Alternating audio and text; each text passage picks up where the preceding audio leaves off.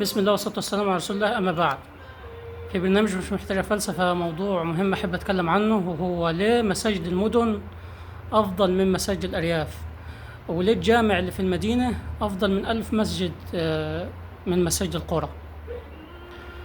في شوية مش هقول سلبيات، شوية أمور تخرج أي مصلي عن خشوعه وتفقد جزء كبير جوه من صواب صلاته، بتحدث في مساجد القرى أو في أغلب المساجد اللي في القرى.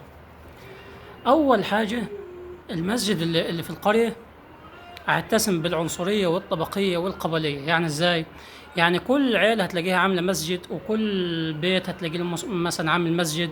المسجد ده لو أي حد جه صلى فيه غريب عن العيلة دي أو غريب عن أهل المنطقة، الناس كلها في المسجد بتبص عليه، وكله بيبقى باصص عليه، وكله بيبقى مهتم بيه، وكله بيبقى محط أنظار المصلين كلهم في المسجد. وفي وبتبقى في حاله زي حاله استغراب كده، لانه جز مش يعني مش عايزينه ما يصليش هنا. لا لا، ده هو بس كمنظر انك انت تبقى باصص على المصلي الغريب اللي جه يصلي عندك في المسجد ده هيحسس المصلي بانه كل شيء مستغرب في المسجد، وهيطلع بره شعور الصلاه اساسا. وتاني حاجه، او تاني مظهر من سلبيات مساجد القرى، الاهمال وقله الانضباط في كل الامور المتعلقه بالاداره بتاعت المسجد. يعني ممكن تلاقي عامل مثلا واحد في المسجد، اتنين ان كتروا، مش بتلاقي امام ثابت معين معتمد من وزاره الاوقاف في الجامع، مش بتلاقي مثلا مؤذن معتمد معين من وزاره الاوقاف في الجامع. بتلاقي كل من هب ودب اي حد يخش يصلي بالناس، اي حد يأذن بالناس. شوية كده تلاقي في كل مسجد اتنين تلاتة كده مسيطرين على حوار الأذان ده، وأصواتهم بعيدة تماما عن أي حد ليه علاقة بالأذان. وتلاقي مثلا أربعة خمسة كده مسيطرين على حوار الإمامة دي، وهم أبعد ما يكون عن الإمامة، إلا من رحم ربي. يعني كده ممكن تلاقي واحد يعني ربنا سخر إنه يكون أو ألهم المسجد إنه يصلي فيه.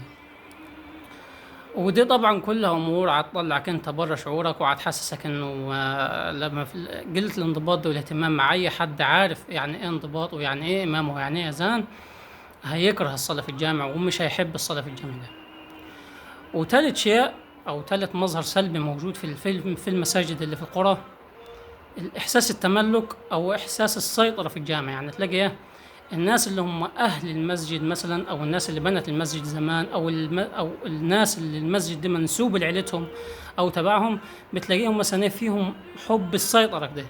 يعني مثلا زعق في العيال عشان يفرض سيطرة في الجامع، يفرض بعض التشريعات كده في الجامع، مش عارف ايه، يعمل أمور كده قد يعني ما تكونش لادة على الناس الغريبة أو الناس اللي من أهل المنطقة اللي مش من العيلة دي مثلا.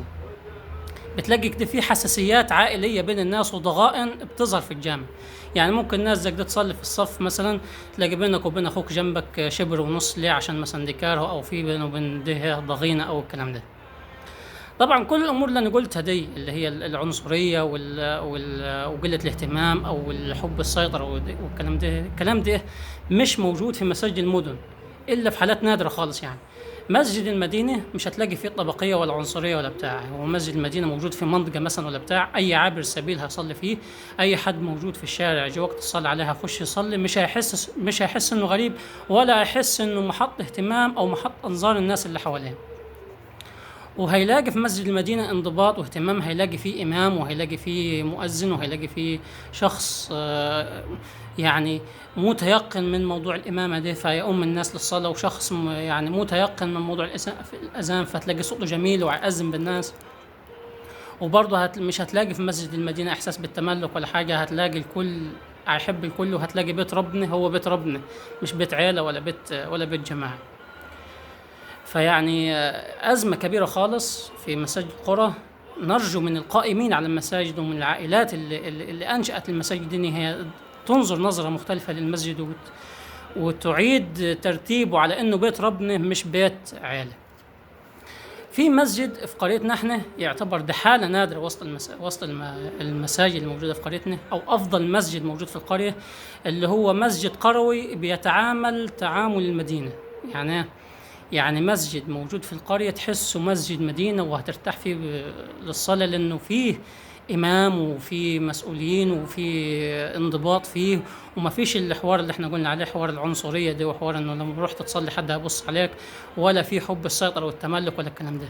مسجد اسمه مسجد الرحمن الشرقي، رغم انه تبع عيلة معروفة عندنا في البلد، عيلة آل فايز، الا انه المسجد ده في إمام معين معتمد من وزارة الأوقاف قادر يحكم السيطرة على المسجد، وقادر يعمل أمور تناسب الناس كلها، وقادر يمنع أي حد إنه مثلا يسيطر على المسجد، أو إنه يعمل نفسه صاحب المسجد أو بتاع.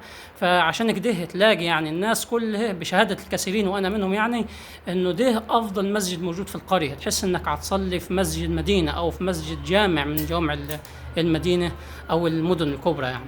فنرجو من الناس كلها، يعني جزا الله خيرا أصحابها يعني القائمين على هذا المسجد، ونرجو من الناس كلها المسيطر على المساجد القبلية دي والمساجد اللي في الأحياء والمساجد اللي في القرى الصغيرة، إن هي تتعامل مع المسجد تعامل أهل المدينة مع المسجد، وما تحسسش أي حد غريب عن المنطقة أول ما يخش يصلي إنه ده غريب، وما تحسسش أي حد إنك أنت عايز تسيطر على بيت ربنا، لأنه ده بيت ربنا مش بيتك أنت. وحاول تخلي جامع قريتك جامع مدينة.